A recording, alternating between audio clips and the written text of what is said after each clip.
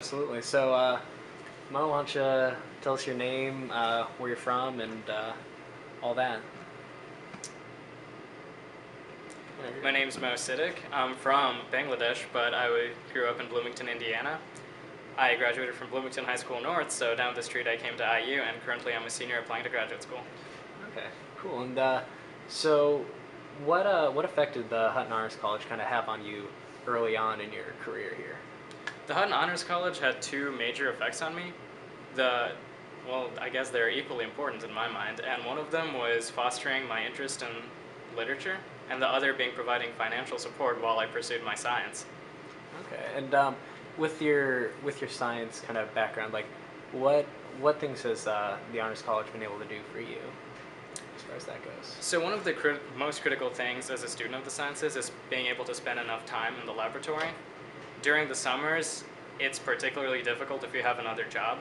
So through the Hutton Honors College grants, I've been able to work full-time in my lab during each summer, and that has tremendously helped me develop as a student. Okay. And then I guess you also mentioned that you've taken some honors courses outside of um, kind of your current area now. What sort of classes have you taken there? I've taken classes ranging from ancient classical literature to Moby Dick to Japan and the atomic bomb.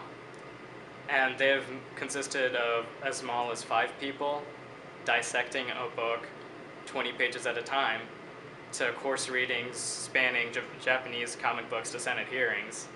And all of them, I think, have given me a better view with which to come out of my college education. Okay. And then so what's different about like an honors college class compared to a normal class? Well, an honors college class, just by default, when you're in there, you know the people around you usually care a lot more, which in turn makes you want to keep up with the material, makes you want to contribute. And another thing is the Hutton Honors College provides a really, really nice way of having student-teacher interactions in a public university that you can get lost in. And that's been really nice for me as I've been able to connect to several honors college faculty members on a personal basis. That's great. Now, so with some of the grants, could you talk maybe a little more specifically about how those have kind of helped you out with being able to research and stuff like that? Well, so the way the Hutton Honors College grant works is if you have a proposal and you're interested in it, you show competency, they'll give you the money and be like, go develop as a student. And that's exactly what I've been able to do. So instead of waking up having to go to a job and come in, what I've been able to do is wake up, come into my lab, do experiments, go take a lunch break with the professor, learn from them, come back, talk to someone else, learn about something completely different in biology, and then go back to my experiments with a more holistic worldview. That's great. Now it seems like that's really the honors college has been able to open you up to several kind of possibilities within your major and then without like outside of your major as well. Absolutely. So I think the main purpose of a liberal arts education isn't so much specialization to go into a future career, but one that you can come out with a worldview that makes you think more deeply, critically, and widely about things. And whether that's in the humanities, whether that's in the sciences, that all goes together in my mind because every scientist is a human, right? And I believe that as a scientist, you do have responsibilities, and having a core understanding of the classics and eternal pieces of literature, I think, really do open you up to understanding issues. So the H211 or 212 class, which one did you take? I took H211 Ideas and Experiences. Okay, and what was that class like? How did that kind of? Well, that class really, really made me think critically about some things because the title of the section I took was Madness and Melancholy. And um, constantly being in a scientific environment, I know what most of the modern approaches in science are. Yet during that class, you saw a lot of diagnoses from ancient times to the Middle Ages, and how people treated psychiatric diseases, right? And you could just, in some sense, you could see the scientific method evolving.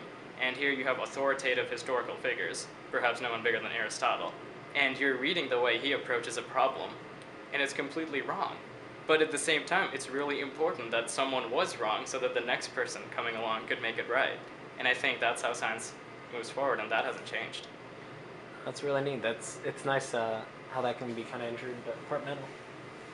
Do you have any what other questions do we have? Well, I'm thinking about, since we wanted you to talk some more about Oh, you're fine. your grants. I know you got the Burnett Masters, right? And was there some kind of Almost all of them. was there a what was the one you got last summer? Pre-professional experiences. Yeah, what was that about? Working 70 hours a week for 4 months. So how many grants would you say that you've gotten? Because these weren't really scholarships, these are grants that you've gotten. When we talk about the Hutton Honors College Scholarship, that's the thing that you get as a brand new freshman for 4 years. Yeah. So, no, I've gotten 4 grants, and hopefully 2 more. And 2 more, yeah. Could he talk about the fact that he's doing this neat YouTube tutorial thing? That's his one of Yeah, actually, I do really want to talk about that, because that's another part of the whole science thing, because I get to know everybody now. I've been a teaching assistant for 6 semesters, and now I get to I'm working directly with a professor to redesign the readings. Okay, so go ahead. Sorry, I got distracted. What was this sort of thing? It's Is it recording? Yeah. Okay. No, absolutely. So tell us a little bit about this YouTube project. So another thing that was possible because I had the Hutton Honors support to work in the summers, I developed much closer relationships with the faculty members in biology, and that snowballs in itself. So I began working as a teaching assistant in the department. And spring will be my 6th semester as a teaching assistant, and I am working directly with a professor to restructure some parts of the course. One of them will be to restructure the readings and integrate technology to enhance the classroom experience. One of the things we're thinking about doing is, inspired to some degree by the freeware courses that are available online, both through people and through institutions such as MIT and Stanford. What we're going to do is we're going to do some of the problem sets that are essential to understanding genetics, and we're going to have us solving the problems, and we're going to keep it uploaded on our class website so that as students are going through problem sets, they don't have the professor lecturing to them, right? And when you're reading a textbook, you don't necessarily see the problem developing step to step. What we're going to do is we're going to create a resource where we do solve the problem step by step, and we're going to load it so when students are studying, they have the option of pausing, being like, I didn't really get that last part, going back 15 seconds, and then watching it again. And we think this will be a really neat addition because, one, you don't have the stress of going into office hours all the time, and then, because I think that is one thing that keeps students from coming to some office hours, and their scheduling conflicts. By this way, it's having an important part of the classroom experience available to you at your convenience. And just given how education has developed and the use of new technology, we feel like this will really allow us to both teach the students the materials better, as well as get through some of the stuff in the class faster. Then we can start talking about really, really interesting and more complex cases where there aren't answers. Because ultimately, we just don't want to teach them stuff. We want them to think about why they should know this stuff. Because there are questions out there that are fascinating that you need to know this stuff for, and that are honestly for you to answer. Okay, so how do you or how does this how exactly does this make the learning experience much different from how it is now? Like what you guys are kind of working on?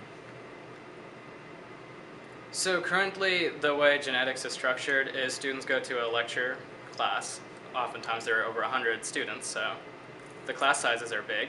And what that creates is most students won't ask a professor to go over something on the board. It's just how most large lecture hall classes go. And secondly, a lot of times students, just due to time conflicts with discussion groups and office hours, they can't stay after and really ask someone to go over the problem with them in the board. And genetics, though, like it may be esoteric sounding to some people, it's a subject you learn with a pen and pencil. So what we're going to do is we're going to have us going through the problems with pen and pencil on video. and that way the student can control every aspect of